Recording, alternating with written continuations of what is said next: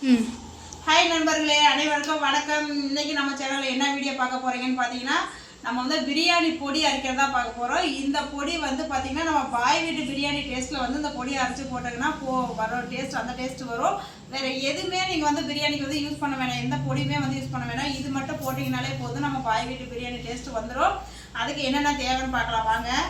பிரிஞ்சி இலை, பட்டை, கல்பாசி, கிராம்பு, ஏலக்காய், ரோஸ் பூவு, ஸ்டார் மொக்கு.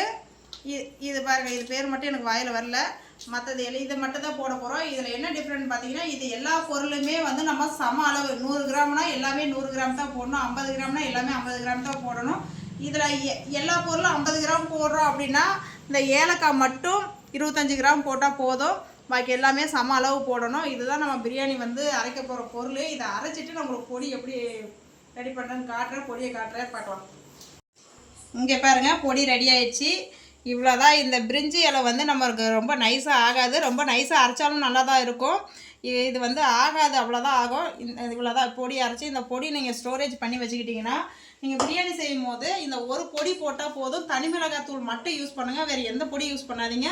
பிரியாணி வந்து டேஸ்ட்டாக இருக்கும். நான் பிரியாணி செஞ்சு அந்த வீடியோவும் உங்களுக்கு அப்லோட் பண்ணுறேன். இந்த வீடியோ பிடிச்சிருந்தா, உங்களுக்கு யூஸ்ஃபுல்லாக இருந்தால் நம்ம சேனலை சப்ஸ்கிரைபர் பண்ணுங்கள், சப்போர்ட் பண்ணுங்கள். ரேவதி சேனலுக்கு சப்போர்ட் பண்ணுங்கள். Okay, bye friends.